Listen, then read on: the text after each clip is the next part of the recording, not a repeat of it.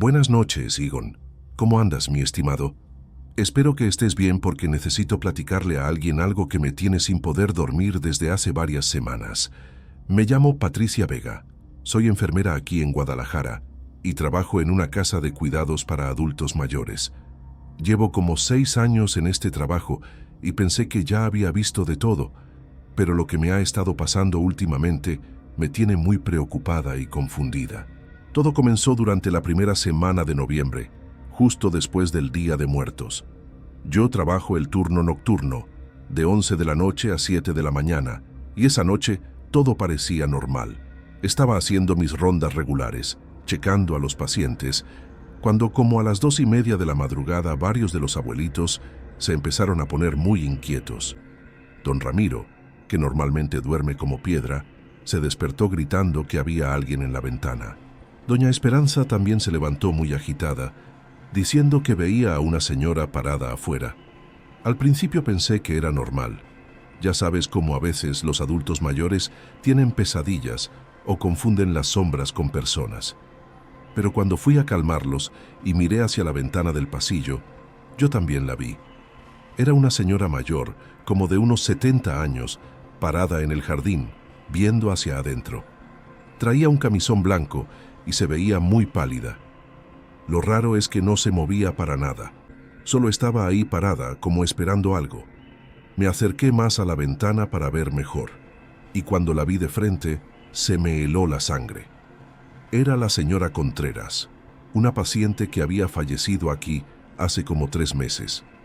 La reconocí perfectamente, su cabello blanco recogido en un chongo, su cara delgada, hasta la forma en que se paraba un poco encorvada hacia adelante. Salí corriendo a buscar a Javier, el guardia de seguridad, para que fuera a revisar el jardín. Pero cuando regresamos a la ventana, ya no había nadie. Javier revisó todo el perímetro y no encontró nada. Me dijo que tal vez había sido un gato o alguna sombra, pero yo sabía perfectamente lo que había visto. Al día siguiente le pregunté a Javier si podía revisar las cámaras de seguridad de esa madrugada. Revisamos toda la grabación de las 2 a las 3 de la mañana, enfocándonos en el jardín donde yo había visto a la señora Contreras. Las cámaras no mostraban absolutamente nada, solo el jardín vacío, los árboles moviéndose con el viento, pero ninguna persona. Eso me dejó muy confundida porque yo estaba segura de lo que había visto. Decidí no comentarle a nadie más sobre esto, pensando que tal vez había sido mi imaginación trabajando de más por el cansancio. Pero la siguiente noche, exactamente a la misma hora, volvió a pasar lo mismo. Los pacientes se pusieron inquietos otra vez, y cuando fui a la ventana, ahí estaba la señora Contreras en el mismo lugar, con el mismo camisón, viéndome directamente. Esta vez me quedé observándola por más tiempo, y ella también me miraba fijamente. Tenía una expresión muy triste, como si quisiera decirme algo importante. Decidí investigar un poco sobre la señora Contreras. Fui al archivo y saqué su expediente médico para revisar los detalles de su fallecimiento. Según los registros, había muerto de un paro cardíaco durante mi turno, como a las 3 de la mañana. Yo recordaba esa noche porque había sido muy tranquila, y cuando la encontré ya había fallecido. Pero cuando revisé más detalladamente el expediente, encontré algo que me puso muy nerviosa. En el registro de medicamentos de esa noche había algunas inconsistencias. Las dosis que aparecían anotadas no coincidían exactamente con lo que yo recordaba haber administrado. Había discrepancias pequeñas, pero discrepancias al fin. Me puse a revisar otros expedientes de pacientes que habían fallecido durante mis turnos en los últimos meses. Para mi horror, encontré el mismo patrón en varios casos.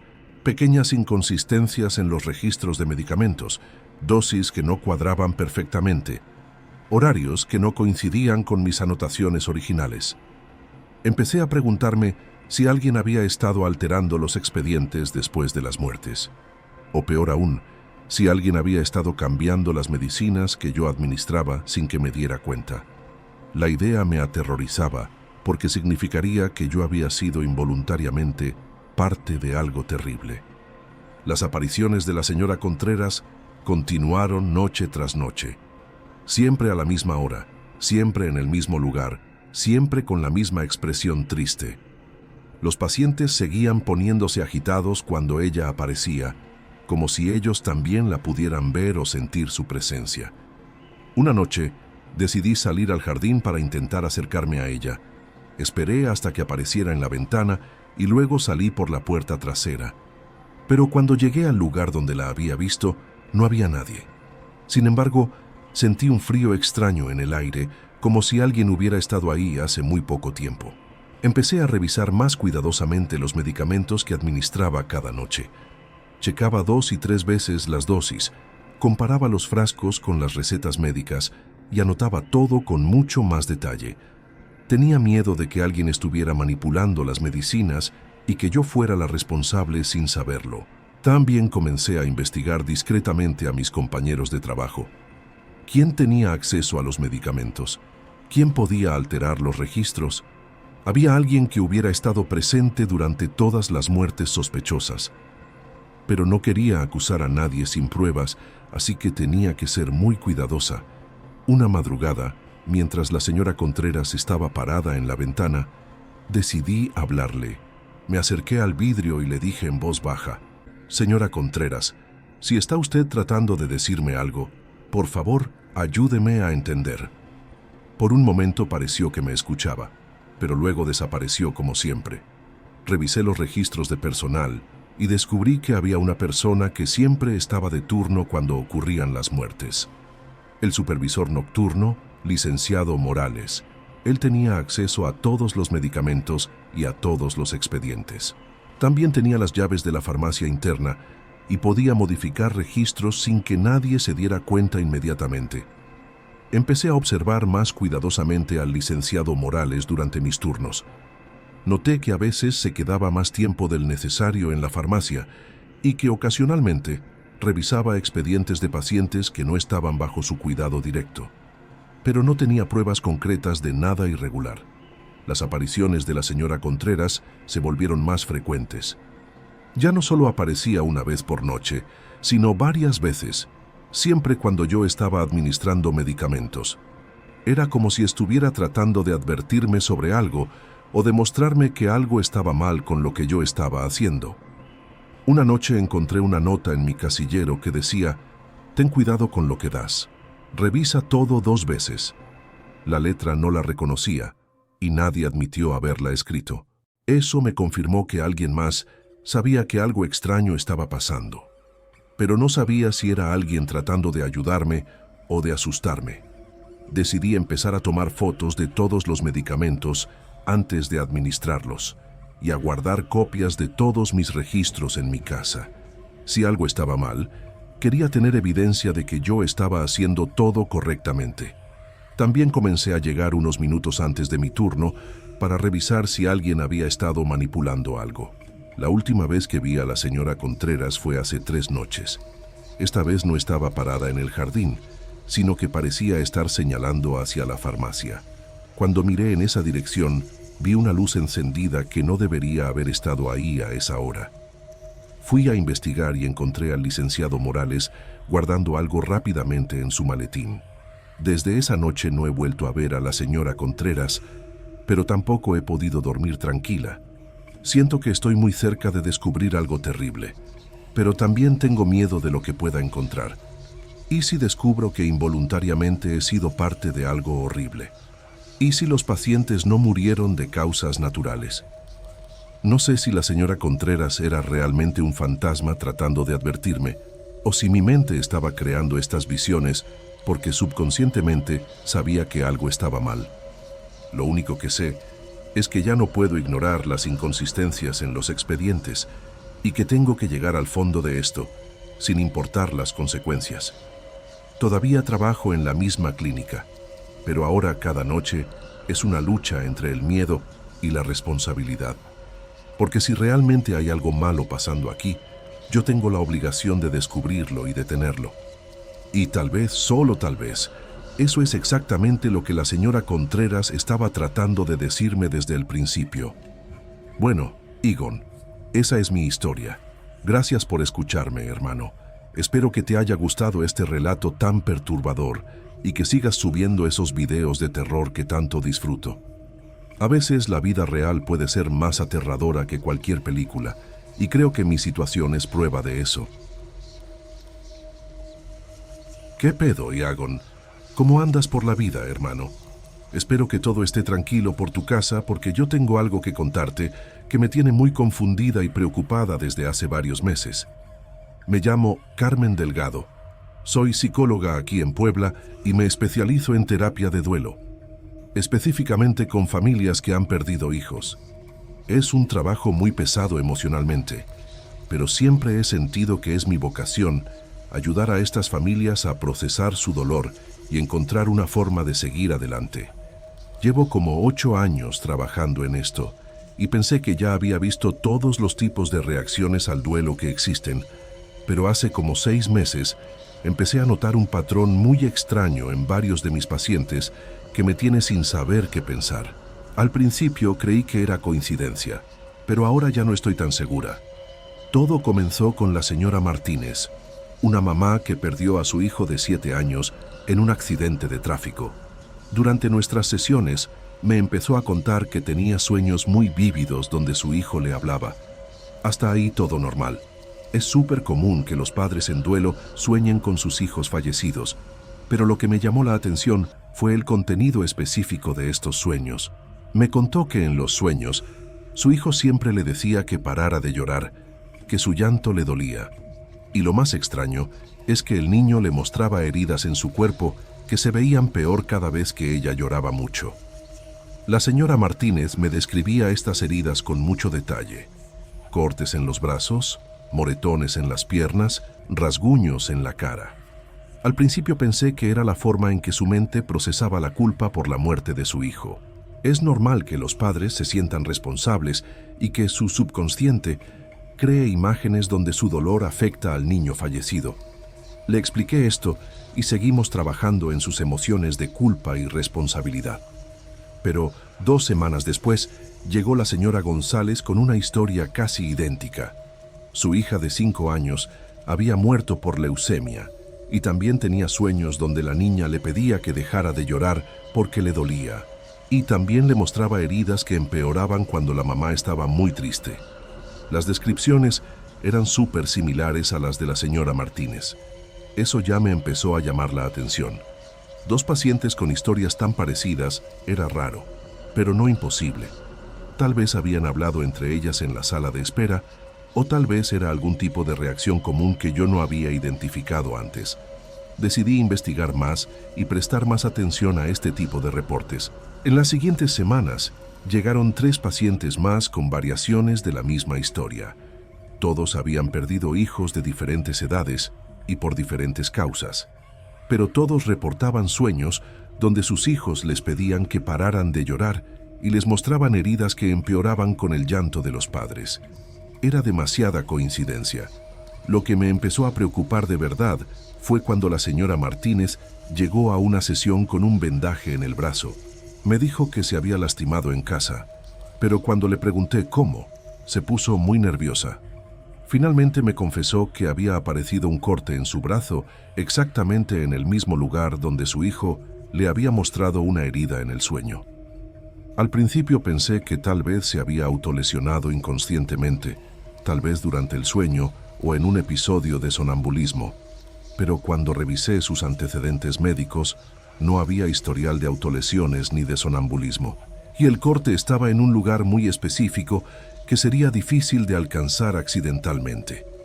Decidí pedirle a todos mis pacientes que estaban reportando estos sueños que me trajeran cualquier lesión o marca extraña que apareciera en sus cuerpos.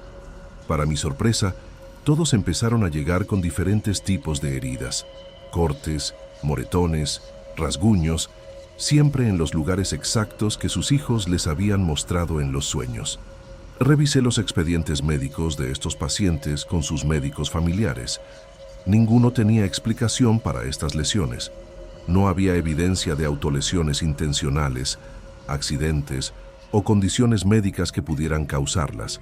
Las heridas simplemente aparecían, siempre después de episodios de llanto intenso o crisis emocionales fuertes. Empecé a grabar mis sesiones para poder analizarlas mejor después. Al revisar las grabaciones, noté algo muy extraño. Varios de mis pacientes hablaban hacia sillas vacías durante las sesiones, como si hubiera alguien sentado ahí. Respondían a preguntas que yo no había hecho, asentían como si estuvieran escuchando algo, hasta sonreían a veces. En las grabaciones se veía claramente que yo estaba hablando con el paciente, pero ellos ocasionalmente volteaban hacia el lado como si hubiera una tercera persona en la habitación. Cuando les preguntaba con quién hablaban, me decían que con nadie, que solo estaban pensando, pero sus gestos y expresiones indicaban claramente que estaban interactuando con alguien. Decidí instalar cámaras de seguridad más sofisticadas en mi consultorio para tener mejor documentación de lo que estaba pasando. Las nuevas cámaras capturaban audio y video de alta definición y tenían sensores de movimiento muy sensibles. Lo que descubrí me dejó completamente desconcertada. En las grabaciones se podía ver claramente a mis pacientes hablando hacia espacios vacíos, pero también se escuchaban susurros muy bajitos que no se percibían durante las sesiones en vivo. Eran voces de niños, muy tenues, pero audibles en la grabación. Y lo más perturbador, las voces coincidían con las edades de los hijos fallecidos de cada paciente. La señora Martínez hablaba con una voz de niño de 7 años. La señora González respondía a una voz de niña de 5 años. Cada paciente interactuaba con voces que correspondían exactamente a la edad que tenían sus hijos cuando murieron. Y las conversaciones siempre giraban en torno al mismo tema: los niños pidiendo que sus padres dejaran de llorar.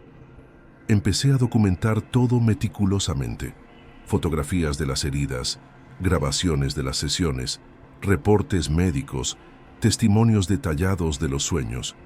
Tenía una carpeta completa de evidencia de algo que no podía explicar científicamente, pero que estaba pasando de manera consistente con múltiples pacientes. Lo más inquietante era que las heridas de los padres empeoraban cuando ellos tenían episodios de llanto intenso y mejoraban cuando lograban controlar su dolor. Era como si realmente hubiera una conexión entre el sufrimiento de los padres y el estado de sus hijos fallecidos, tal como los niños lo describían en los sueños. Consulté con colegas psicólogos y psiquiatras sobre estos casos, pero sin mencionar los aspectos más extraños. Todos coincidían en que era normal que los padres en duelo tuvieran sueños vívidos con sus hijos, pero ninguno había visto casos donde aparecieran lesiones físicas relacionadas con el contenido de los sueños. Empecé a cambiar mi enfoque terapéutico con estos pacientes. En lugar de solo trabajar en el procesamiento del duelo, comencé a enfocarme más en técnicas de control emocional y manejo del llanto. Curiosamente, cuando los pacientes lograban reducir sus episodios de llanto intenso, tanto las heridas físicas como los sueños perturbadores disminuían significativamente. La señora Martínez fue la primera en reportar que su hijo ya no aparecía herido en los sueños. Me dijo que ahora soñaba con él jugando y sonriendo, sin marcas en el cuerpo. Sus propias heridas también habían sanado completamente. Lo mismo empezó a pasar con los otros pacientes conforme iban aprendiendo a manejar mejor sus emociones. Pero aquí viene lo que realmente me tiene confundida. Algunos pacientes me han dicho que en sus sueños más recientes, sus hijos les agradecen por dejarlos descansar y les dicen que ya pueden irse en paz. Es como si el trabajo terapéutico no solo estuviera ayudando a los padres, sino también liberando de alguna manera a los niños fallecidos. No sé cómo explicar científicamente lo que he estado observando. Parte de mí quiere creer que es algún tipo de fenómeno psicosomático complejo, donde el dolor emocional se manifiesta físicamente de maneras que no entendemos completamente. Pero otra parte de mí se pregunta si realmente existe algún tipo de conexión entre los vivos y los muertos que va más allá de lo que la ciencia actual puede explicar. Lo que sí sé es que mis métodos terapéuticos han cambiado completamente. Ahora trabajo no solo en ayudar a los padres a procesar su duelo, sino también en enseñarles que su dolor excesivo puede no ser saludable ni para ellos ni para la memoria de sus hijos. Y los resultados han sido sorprendentemente efectivos. Sigo documentando estos casos y sigo sin tener una explicación completa para todo lo que he observado. Tal vez algún día la ciencia pueda explicar estas conexiones entre el dolor de los vivos y el estado de los muertos. Mientras tanto, sigo ayudando a estas familias de la mejor manera que sé, aunque no entienda completamente todos los mecanismos involucrados. Bueno, Iagon, esa es mi historia. Gracias por escuchar algo tan extraño y complejo, hermano. Espero que te haya resultado interesante y que sigas haciendo esos videos de terror que tanto disfruto. A veces la realidad puede ser más misteriosa que cualquier historia de ficción, y creo que mi experiencia profesional es prueba de eso. Órale, Egon, ¿cómo te va, compadre? Espero que andes de buenas porque tengo que contarte algo que me tiene bien inquieta desde hace unas semanas, y la verdad ya no sé ni qué pensar. Me llamo Rosa Martínez. Trabajo aquí en Toluca en la funeraria San José. Llevo como 4 años en este jale, trabajando el turno nocturno desde las 10 de la noche hasta las 6 de la mañana. Ya estoy acostumbrada a estar sola con los difuntitos. Nunca me había dado miedo ni nada por el estilo. Pero lo que me pasó hace poco me tiene sin dormir bien. Todo empezó hace como 3 semanas, durante una semana que estuvo súper pesada de trabajo. Tuvimos como 6 servicios al mismo tiempo, y yo andaba bien ocupada preparando todo para los velorios del día siguiente. Era martes como a las 3 de la mañana, cuando escuché que alguien tocaba la puerta principal de la funeraria. Me extrañó porque a esa hora no debería haber nadie. Pensé que tal vez era algún familiar que se había quedado algo o que quería ver por última vez a su difunto. Fui a abrir y me encontré con una señora mayor, como de unos 70 años, muy bien vestida, con un rebozo negro y una bolsa de mano antigua. Me dijo que era la tía Esperanza de la familia Hernández y que venía a ver a su sobrino que estaba en capilla. Yo sabía que teníamos al señor Hernández en la sala 2, así que no me pareció raro. La señora conocía perfectamente el nombre completo del difunto, sabía cómo había muerto, y hasta me platicó detalles de su vida que solo la familia cercana podría saber. La acompañé a la sala donde estaba el señor Hernández. La señora se acercó al ataúd, se persignó y empezó a rezar bajito. Después me platicó anécdotas del difunto, cosas de cuando era niño, travesuras que había hecho, cómo era su carácter. Todo sonaba muy real y emotivo, como los recuerdos que solo una tía querida podría tener. Estuvimos platicando como media hora. Ella me contó que vivía lejos y que por eso había llegado tan tarde, que había tenido problemas con el transporte. Me preguntó detalles sobre el servicio del día siguiente, a qué hora iba a ser la misa, si ya habían llegado las flores. Preguntas normales que haría cualquier familiar.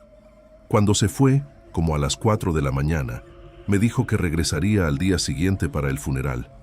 Yo me quedé tranquila, pensando que había sido una visita normal, aunque un poco tarde.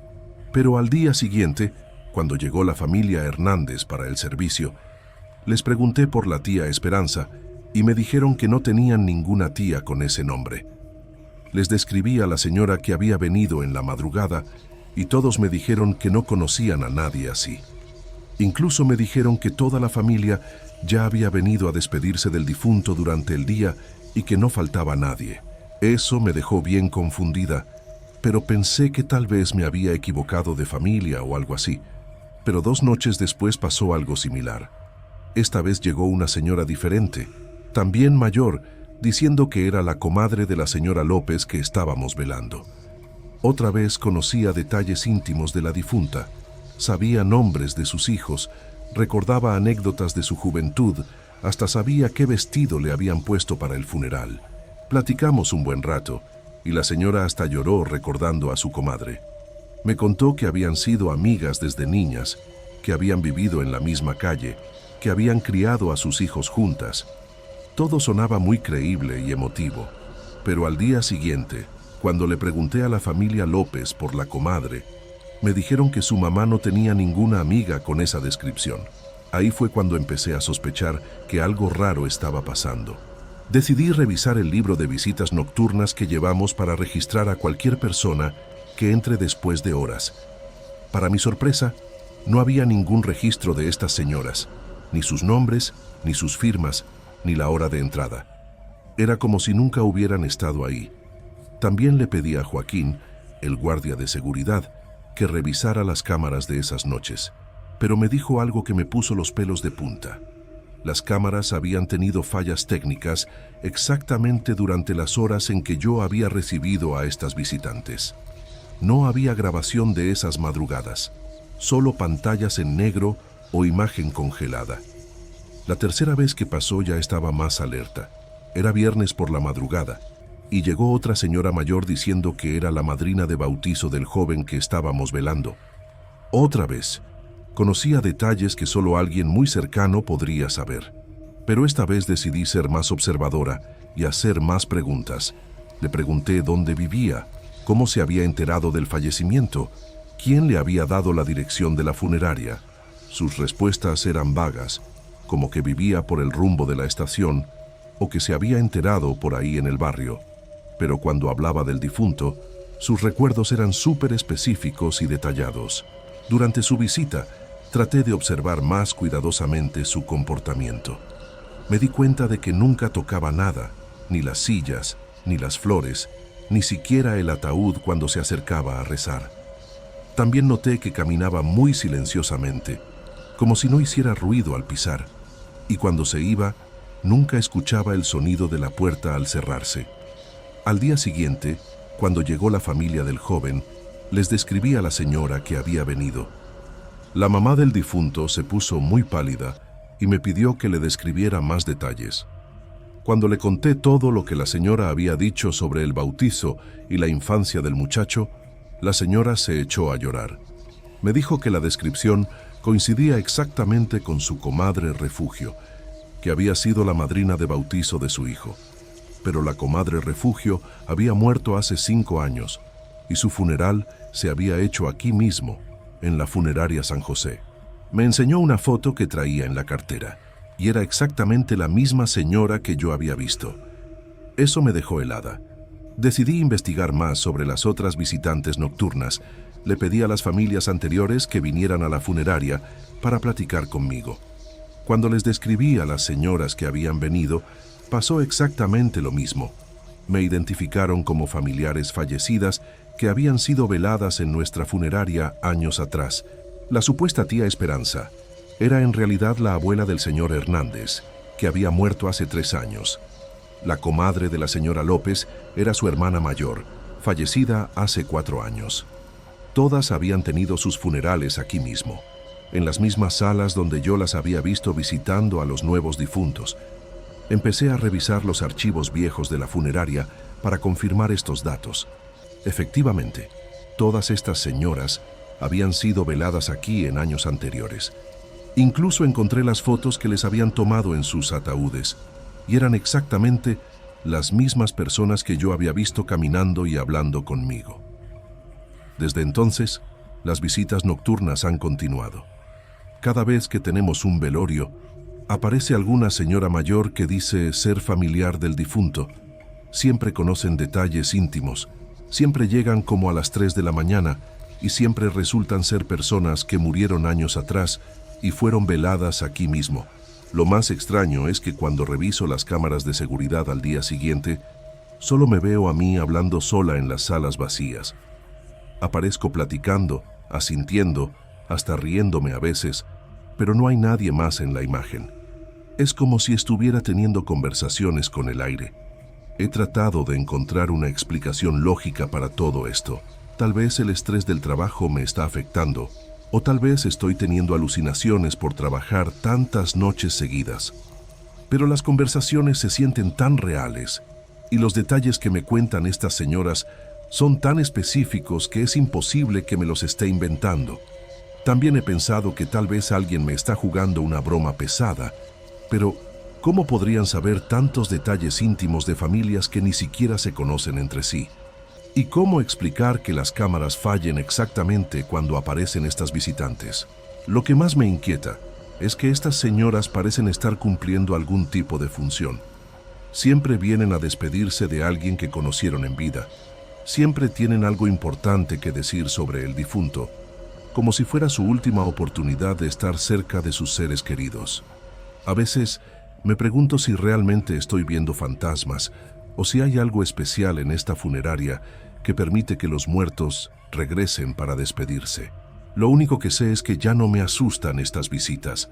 De alguna manera, siento que estoy ayudando a estas almas a encontrar paz, aunque no entienda completamente cómo o por qué. Sigo trabajando aquí y sigo recibiendo a estas visitantes nocturnas. Ya me acostumbré a sus historias, a sus recuerdos, a sus lágrimas. Tal vez mi trabajo no es solo cuidar a los muertos, sino también ser un puente entre ellos y los vivos que dejaron atrás.